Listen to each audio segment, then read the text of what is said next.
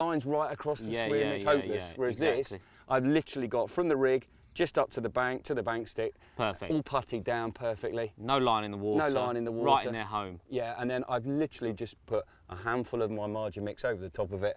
And you know, the first few fish are cruising up and down that tree line. Oh, here's some free food. Bang. How many times have they ever been fished for there? Hopefully not many. Let's hope we might get this one in. What a battle. I mean, totally, this fish has been caught unawares. Like, he wasn't expecting to get hooked there, was he? No. And that cog lead, that is a bang. vicious little setup, yeah, mate. well, as you know, I'm a great advocate of short hook links and heavy inlines, and I think that cog lead system, it is taking the best of an inline and improving it yet again. Yeah, it is. You know, it's definitely... Underwater 7, mate, with Dan's conversion rate. We looked at it and then looked at mine and Tom's conversion rate in part 8, and there was a definite noticeable difference. You know, Dan was almost connecting with 1 in 3, which is a really high ratio for pressured day ticket fish that are all over you like a dirty old rash.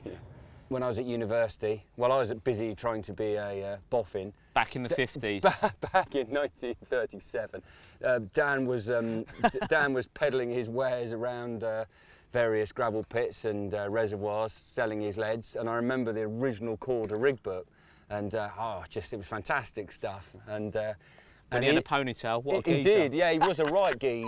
And in there was a really interesting section about the size of the... What a way. Go. Well done. You are the man, Scotty. Well, it worked, didn't it? Ledge. High five, do you do that at your age? Hope to knock my Zimmer frame over. Quality. I'm really chuffed with this one. The fruits of my little marginal trap. What a cracking Hunt's Corner carp. I am really, really made up with that one. It just goes to show that if you can be a bit sneaky and try something a bit different, you can score. So if you've got access to lakes where the fish are coming in the edge and you can cast a marker flow out and drag a rig back into the areas where most people would never get a bait, it's definitely worth giving this little marginal setup a go.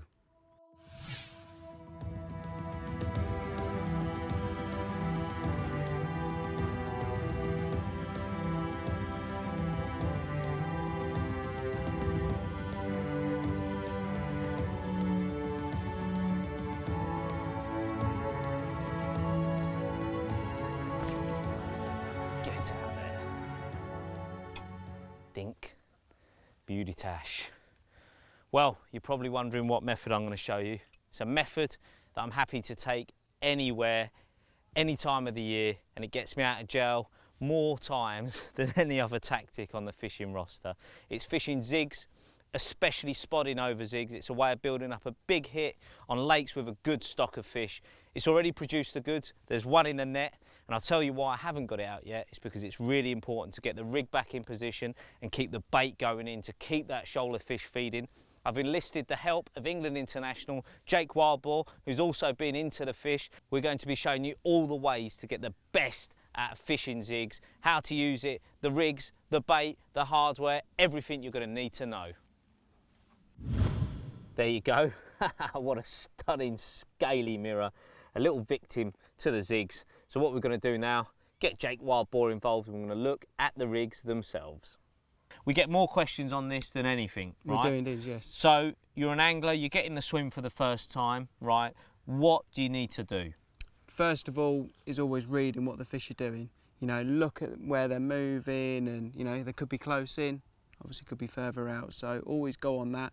Then get the marker float, put that out there and find the depth. Yeah. Obviously you don't want to just cast out a zig and kind of think, yeah, I know that depth. Yeah, or guess it. It could be a couple of feet that makes all the difference. Or 6 inches sometimes and everything else. So making sure you know exact depth of the area you're fishing. Obviously, as well, you don't want to just chuck a lead out in a weed bed. Yeah. You know, so you want a nice clearance, you know, you don't want to be snarled up in weed, but at the same time you don't need to be super critical and find a gravel seam, do you? Because your baits are up in the air, so to speak. So you've done that, you've found the spot, you've pulled the float to the bottom, under the line clip, wound it in, and then I suppose it's straight on the bank, get the signet sticks out, get them wrapped up, and you find out how far out you are. Exactly, So once you've done that, spod rod gets matched to it. Yep.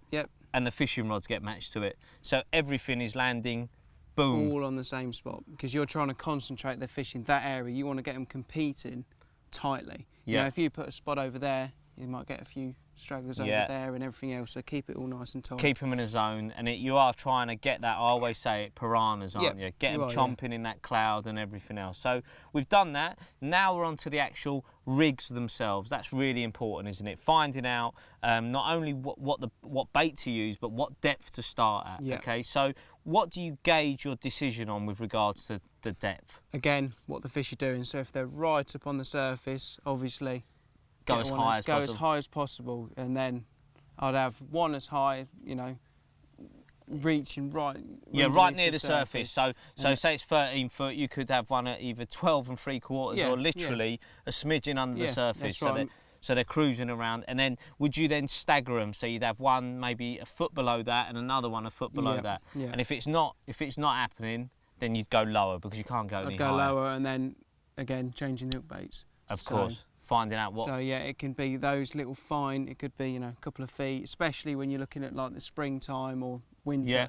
They are very, you know, in there's certain layers. Absolutely. So you get that right layer, you know, you can clear up. Right, let's have a look at the rigs then themselves. Now, you've got them all in the Guru box here, so it's always been hard to find the storage system, hasn't it, for zigs. But this little fella's really come to the rescue, hasn't it? So we'll have a look at that, but onto the actual rig itself. This is what you've told me off camera is your starting point, isn't it? Yeah. So yellow foam and black foam. Yeah, basically. I mean, I've fished down, you know, Oxford area for a few years, and all time of year, this seems to be the winning method. You know, they look up in. Yeah, they see the silhouette black. Look at the side or on the top. They see a little flick of colour. Yep. And that's the way to go. Yeah. So let's come to the hook itself. That's a size what mixer? Size 10 mixer, that one. Size 10 mixer, knotless knotted, and then you've got a tiny bit of 0.50mm silicone. Yeah, that basically keeps it nice and straight. Sometimes when you pull the knot down, it can just kink and the hook can kind of twist at an angle. Yep. That just keeps it all in line and obviously nice and straight. And it's really important to have your actual hair nice and tight. Yeah, it is. It's all these little things that make the difference. Yeah. You know, you could have like an inch hair, for example. And I've seen it, mate. Yeah. I've seen people do it. And at the end of the day, the fish are snatching. So going on the hook bait size as well, you think if you had a 20mm pop-up sat there, yeah, you're trying to imitate a bug or any little particle falling in the water. Debris. So you've got to obviously, again, match your hook baits to what's around you. Of course. Now this is not only the colour. Again, we'll talk about hook baits in a bit more detail, but the hook as well. This is one that I saw Jake Taylor go on to win the Junior British Championships on a few years after you. He was actually using the choddy hook, and I hadn't seen it in action for zigs. I didn't either. But that's a nice wide gape, isn't it? Yeah.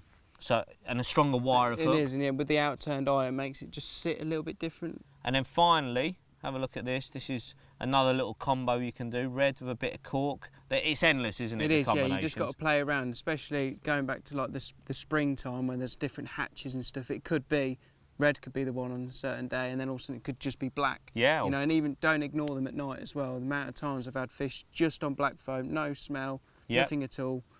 You know, all day and night. There you go, and this is a different hook. This is one that really does lend itself with the shape of it to fishing on zigs. This is the Continental, very strong in the wire, extremely sharp and available in all the right sizes for the job. Let's move on to lead system. It's the final point really. Is this the one you use all the time, the lead clip? Yeah, I use lead clip or sometimes drop off inline setup, but predominantly lead clip setup is just a lot easier. This is the sort of newest one that we do, without the teeth, if you like, a different presentation and an improved arm, if you like, which will let that lead sweep off nicer. But this is the component that I love the most. This is the actual anti-tangle sleeve, and it really, really is a final sort of piece in the jigsaw to eliminate tangles, isn't it? Yeah. It is indeed. I mean, you think you've got a long hook link that's really supple. Yep. So you can see that's obviously going to want to come back on itself. Yep. So if you've got a safe zone leader, obviously with a knot at the end, or you know, you splice some lead core on, or whatever, that line is going to want to come back on itself, and it's going to wrap around whatever it can. Yeah. So obviously that's one thing to point as well. When you are casting out, always make sure you see the hook bait land. Yeah. If I don't see 2 splashes, it comes back in. Even Yeah, if of it's course. 10 casts, you It's a know, little make sure dink, it's, dink. it Yeah. has to be. Exactly. And that another point, when you're using zigs, try not to think too much about the length of them, you know, because it can be one of those things people can't get their head round casting out like a 12-foot or 14-foot. I've even, you know, on Fishing Gurus, I was using sort of 16 to 20-foot zigs on a deep lake in Holland, you know, but the key is just to cast it out, and as long as you've got it on the little bucket lid, just get it out there and you've got the right lead system on, you'll eliminate tangles.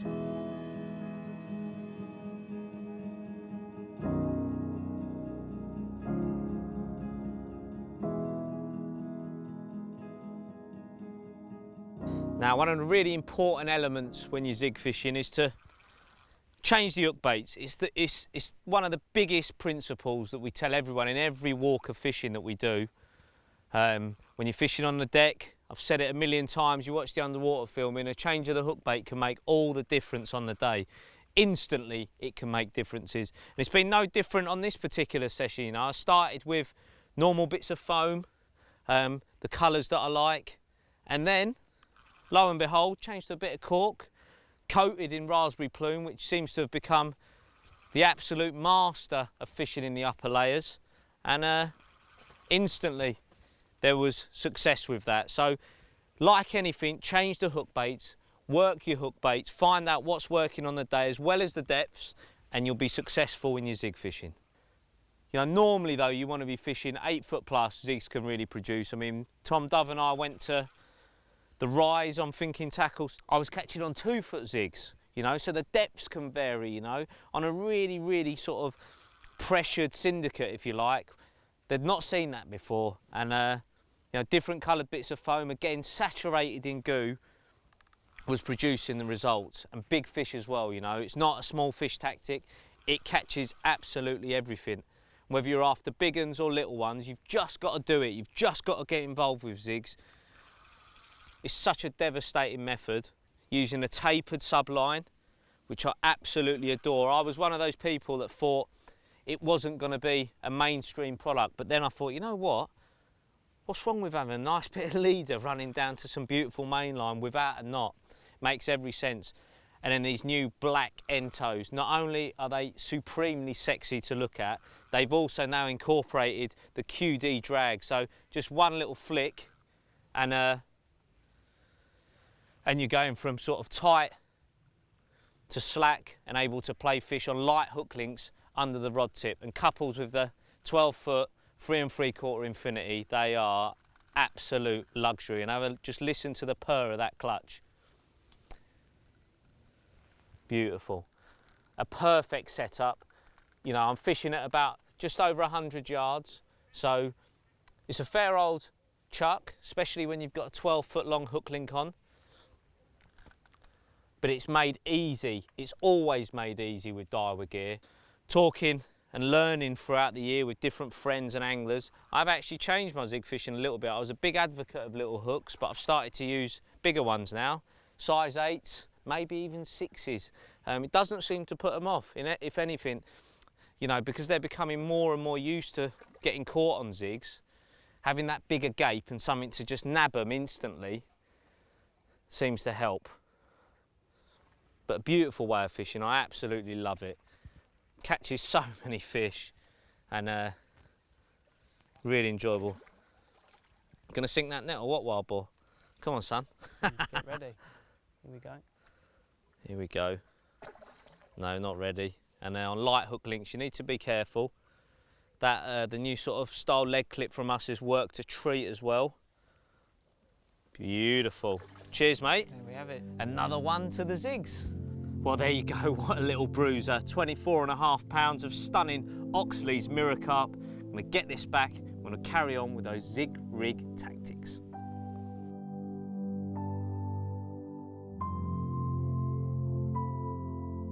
Right, onto the spod mix itself. Now, it's all about taste, it's all about clouding, it's all about getting those fish excited in your swim. So let me get this up and show you what I've got in here. Now, the first thing that I do, I put in some of the nut sludge by Hinders into the bottom of a big bucket. To that, I then add some of the tiger nut flour. Now, that is a vital ingredient for helping to build that cloud. Next up, some hemp, some activated hemp mix by Mainline. Okay, that goes in, and as it says on the tin, activated. Carp love hemp, and definitely when it's all shooting around and doing different things in the water column. Once I've got that in there, I add some Cloud 9, once again by Mainline. That's got a lovely, sweet aroma to it. And again, it gives you another dimension with the cloud. Some little small seed items in there. Look, have a look at that. They're all in there. That comes from that actual Cloud 9 that goes in. Once I've done that, get some different size pellets. I like to use the PVA and Spod combo by Mainline. I put about a pint of them in there, and the great thing about them is you've got some small ones, some larger ones, okay? The small ones, some will float, some will be sort of semi-buoyant, just fluttering under the surface, and some of the larger ones will sink slowly. So you've got all sorts going off in there, and carp love pellets. So once that's in there, I then get some floating pellets. Now, on a hot summer's day when the fish are up really high on the surface, having a few floaters put in the crusher and crushed up and added gives it another dimension that a lot of people don't do. Now, on to getting the actual consistency. You'll notice here, this is not soupy, but it's also not totally dry, okay? That's because I think I want it to be sort of hovering 2 or 3 foot under. The drier you make the mix, the higher it will stay up in the water. The soupier you make it, the more it will sink down through the water column, okay? So it's about assessing where you think those fish are and making that mix suit that fishing situation. One thing you always need to do is make sure it tastes great. And one thing that the goo has added to it is that taste element, but also the cloud, you know. It was unimaginable before to achieve the sort of clouds that I can now with the addition of goo. And over the last couple of years, it's given me, you know, it's transformed my zig fishing in the way that I do it, because it means I have to spod less and less frequently because the taste stays longer in the swim. And some of the best ones that I've found for spodding over zigs is the corn twist. Now you can see, look, it's buried in there, but the corn twist is wonderful. One of the options you have is adding a bit to the bottom of a bucket, add a bit of water, and you can actually make that the water you add to your soup if you want it spread out a bit more evenly. The Pineapple Supreme, really, really sweet and one of the most consistent for this method. And you're not using a lot, so don't think you're going to be using a 12 quid bottle every time you spod over zigs. I'm adding a few drops to a spod. Caramel Cloud, a power smoke, so it's going to make a big old cloud out there, but very, very nice tasting, and it will enhance and hold the fish there for longer. And if you want something a little bit different, you've got the Red Cloud, the almond power smoke. This needs no introduction. From Underwater 8, which it tore St John's to pieces, it does the same on zigs. Okay, so if you're looking for a Red Cloud, and it can vary from day to day, hour to hour, lake to lake, so it's about finding which one works on that given day. Now onto the spot itself. Let me just fill that up there and show you exactly why I use this. Okay, so I normally just fill it up like that, 3/4 full for better flight. Add just a few droplets of goo. That's for the cloud.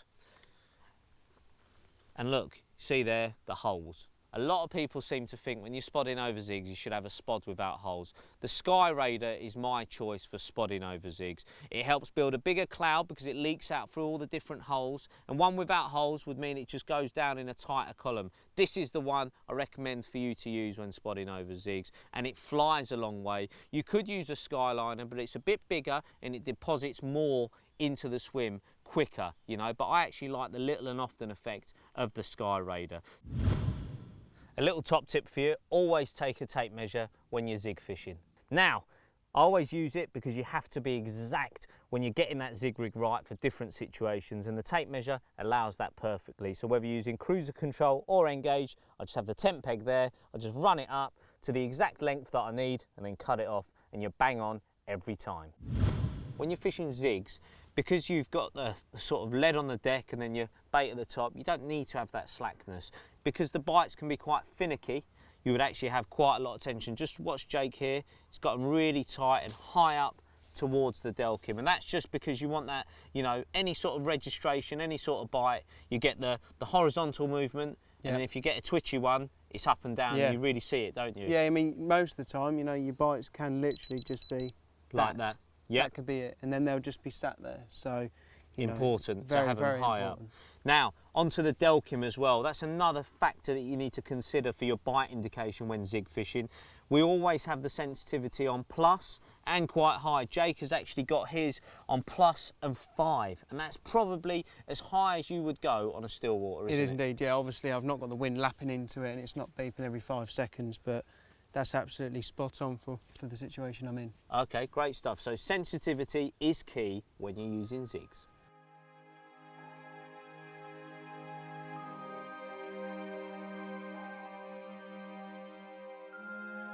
Wow, I absolutely love fishing zigs. Look at these stunning pair of Oxley's carp. We had to keep making changes to keep the bites coming. Jake, yesterday it was all bits of cork high up in the water. Today we lowered the zigs, and what colour did we change to? We changed to black and red. Seemed to make the difference straight away. Absolutely, and that is a key point to always remember. If the bites aren't happening, they were, you're doing something wrong. So change the colour, change the depth, and the bites will keep on coming on zigs. I hope you enjoyed the tips we've given you. Get out there, get on the zigs.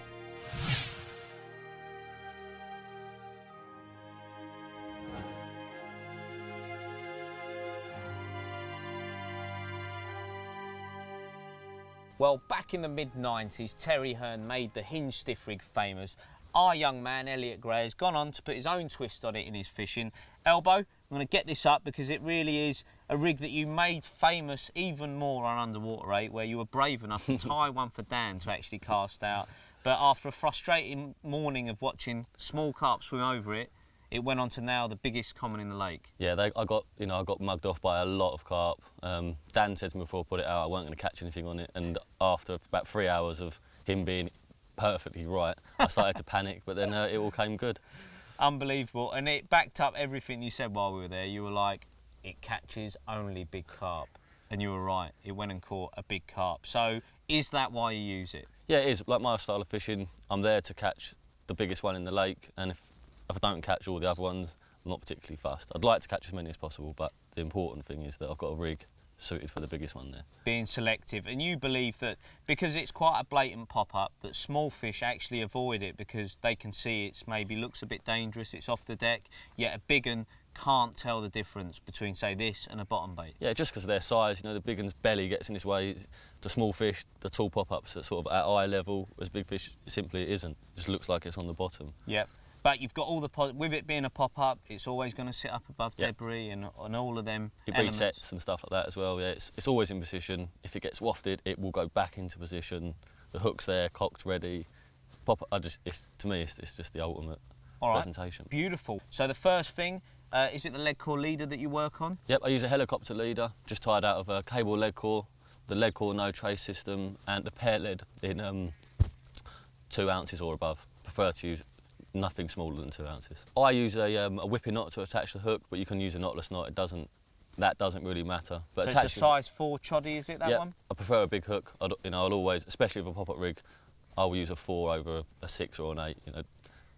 There's more security with a bigger hook, I think. So. Okay, and then the mono is what breaking strain and mouth trap? It's 25-pound mouth trap, which is a little bit stiffer than the other 2 versions. They do a 15 and 20, but that 25. It's much stiffer. It keeps its shape, doesn't it? It's got a high level of memory. And look, the curve that you've got in that, I know you've told me you're not a massive curve fan, are you? Having it like a big C, you just have a gradual curve. Yeah, just enough so if the fish approaches it from the wrong angle, literally just enough, if the lip touches it, just to spin the hook. That's all the curve's there for. Okay. Now the join between the end trap soft. Yep. Is that what breaking strain is that? It's 15-pound end trap soft. Okay. And I attach the 2 using back-to-back grinner knots. Right. Okay. And do you uncoat the coated braid before you tie that knot? No, I keep the coating on. I find it sort of helps the knot bed down, like the PTFE tape you'd use to seal a radiator. Yeah. It gives you that sort of. It's like almost a bed. like, yeah. Like a plastic bed almost. Right. So it all grips better, and then you uncoat to give you the hinge afterwards. Yeah, the vital hinge. Just use my teeth. I'll take away about 1 centimetre of the coating. And that gives the rig that extremely free movement beneath the hook. Okay, so that's what, in effect, is the loop or the swivel that other people have. You're forming that actually with just a bit of braid. Yeah, but I think it's much freer. And if you just put the 2 side by side, that's a lot subtler. It looks like a lot of putty there. So does this sink like a brick? No, it sinks quite slowly. Well, very slowly, in fact. I'll have them sinking as slow as possible. When I'm fishing with wide spreads of bait, the fish aren't on top of the rig, so they're not wafting it around. Generally, as they approach that rig, they're going towards it to eat the hook bait. So, and as they suck at it, even if they suck gently, because it's so critically balanced, it flies up into the back of their mouth, and that's where having quite a straight hook section helps. For some of you at home, it might be tough to tie that, and you might not have the time to do it. So why not go for a ready-made option? This is probably more like the traditional one, isn't it? Yeah, the only difference is the boom section being made of braid. Yeah, so this is a ready tied leg core leader that we do. Okay, it's cable once again. This one's the gravel colour. It comes complete with the no trace system on there and the swivel, so it's all ready to go. So all you've done here, Elliot, is literally tie your 15-pound end trap that you like, yep. A little blob of dark matter putty there, and then you've taken a ready-made chod. Is that the size 4 again? Yep, it's a short size 4 version, that is. Okay, added a bit of your putty, and that's it. It's ready to go. Done. It takes 30 seconds to do that. Yep, and you've complemented that with a very buoyant mainline pop-up. They do a massive range of great pop-ups that are perfect for, say, the ready-tied version of this rig. Right, well, talking of pop-ups, I know you've got, you know, a lot of time and effort to make your own perfect cork balls, so we're going to have a look at exactly how Elliot makes his cork balls. Elbow, you've got a couple of different types in here. What are they and how do you make them? They're cork ball pop-ups, so they're extremely buoyant in comparison to sort of a standard sort of out the pot bait. It's quite simple. You form a paste in the same way that you would for a bottom bait. Basically, start by cracking an egg into a bowl, add your activator liquid, which gives it, you know, that's where all the flavour is.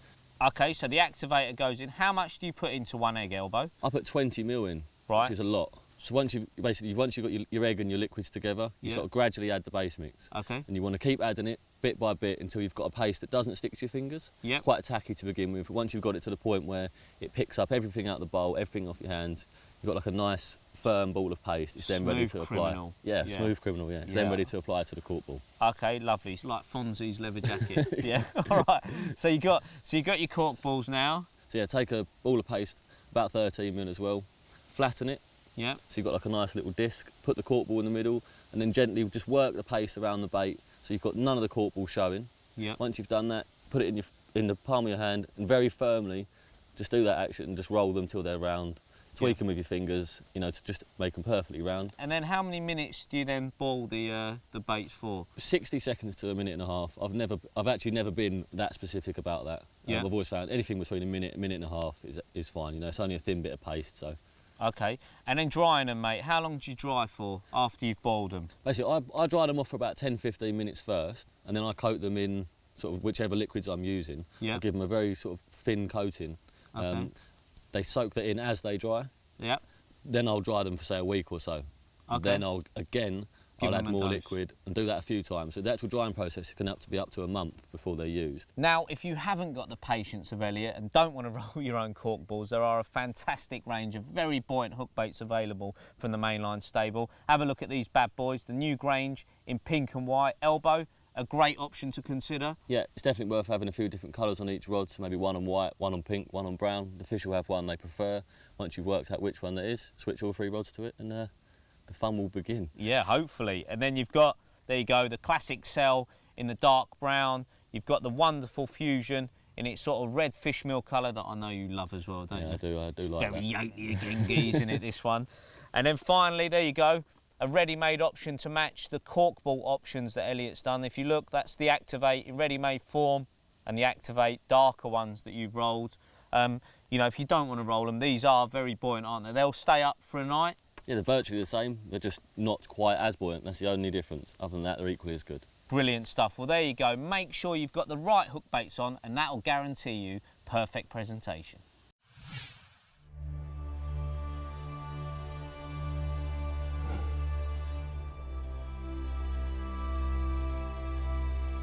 And there he is, just an ounce shy of the magical 20-pound barrier, and this starts my masterclass on boilie fishing. So whether you're fishing a busy day ticket lake like Sandhurst in the UK, or any of the waters in Europe and you're fishing with boilies, exactly the same rules apply. So we're going to get this fella back and start with all that tackle. I've chosen to use a mid-range set of kit on this particular session. The lake's about 20-25 acres, probably typical of most carp lakes that most people will fish, so you don't need the top end gear to fish them. I'm using a 12-foot 3 3/4 long bow. That is a completely different animal from the rest of the longbow range. It's a rod that came from a day I went out with one of the Japanese rod makers, showed him what carp anglers do, showed him long range fishing, and he designed that rod to suit. It's got a really good recovery for the price range, looks beautiful, 50mm butt rings going all the way down to a 16mm tip. The same matte finish as you see in all the longbow range, but it is much more of a casting tool. And my recommendation is to use the stiffest rod you possibly can. So if at the moment you're using 2 3/4 or 3 pounders, if you're going to step up to a 3 3/4 because you'll get much more distance. Now here I'm fishing at about 80 yards range, but I'm fishing with pinpoint accuracy. I've got all 3 rods very close together, and that's what a stiffer rod gives you, that accuracy at distance. I can probably punch a bag with these about 100, 110 yards with accuracy. And if I went down to tapered subline with these and a 4-ounce lead, I can probably put a single bait 140 yards. So they're very versatile and very affordable as well. And I've coupled that with a Crosscast X reel. Looks like a top of the range reel, but it's actually the lowest price big pit reel that Daiwa sell. Still got a quick drag on the front, so when I'm getting a take, I'm closing that down really quickly and pulling up into the fish. And it's still got a really kind line clip. That's really important. You'll see when I'm casting out, I'm fishing against the clip all the time. That's a massive part of my fishing. It's very kind to the line, so it'll hit the clip, drop in position, take it out the clip, and it won't kink the line. And that's what you'll see with other big pit reels that are in that same price range. Put the line under the clip, pull it back out, and it's flattened it off, and sometimes that can snap. So that's really important. A good retrieve on there as well. Most importantly for us carp anglers, we're all tackle tarts. They look really nice as well. They look a lot more expensive than they actually are. Now they're coupled with 15-pound subline. This is the brown version, sinks really well, but in this situation, the thing I'm looking for is diameter. It's 040 diameter, which is quite thick, but because it's so supple, it casts really well. It's very, very weedy out there. When I'm playing fish, I'm really having to play them hard. This is very robust stuff. I use it if I'm fishing in France for 50, 60, 70 pounders. I'll use it in the UK at Wellington Country Park for 40 pounders in heavy weed, and it stands up to the test. It is very, very tough line, but it casts extremely well. And then the bobbins, you'll see the stow bobbins, I use them absolutely everywhere. I couldn't go back to a normal bobbin now because they're semi-fixed on the line. Every little tiny bit of movement moves the bobbin straight away. Normal bobbins, they just slide through a little bit so you don't get the bite indication quite as quickly. And on this setting, I've got them sort of hanging down sort of halfway underneath the rod, so the line's sort of semi-tight. Because it's weedy, I want to see a bite straight away. Normally I'd fish them very slack and let the line sink down, but here you can't afford to do that. So I've added the extra weight onto the bottom of them just to keep a little bit more tension in the line, and they're sort of hanging down about so far. And as soon, literally, if I get a bream or a carp, the bite indication is instant and it's pulling straight up to the top. I've got the clutch really tight on there. I'm winding down, I'm into the fish really quickly. That's really important in weed. You don't want the clutch really loose, you don't want the fish charging off and taking loads of line. You want to be on the rod straight away, into the fish and trying to walk back in the swim and then wind yourself forward again. If you let the fish charge through 3 or 4 weed beds, you're probably not going to get it in. You can feel that horrible grating feeling and then it all goes solid. And my recommendation, if that does happen, put the rod back down on the rest, loosen the clutch off and let the fish free itself from the weed rather than pulling and pulling and pulling. I've done it before myself and you end up snapping up. Let the fish pull itself away, and then once it's moving you can get it out of the weed and hopefully get it in. Check that fella out. I know it's only a bucket, but a very good bucket it is. I think they're about 12 or 13 litres, so you get loads of bait in there. They're nice and square, so they fit on top of your trolley really well. And then they've got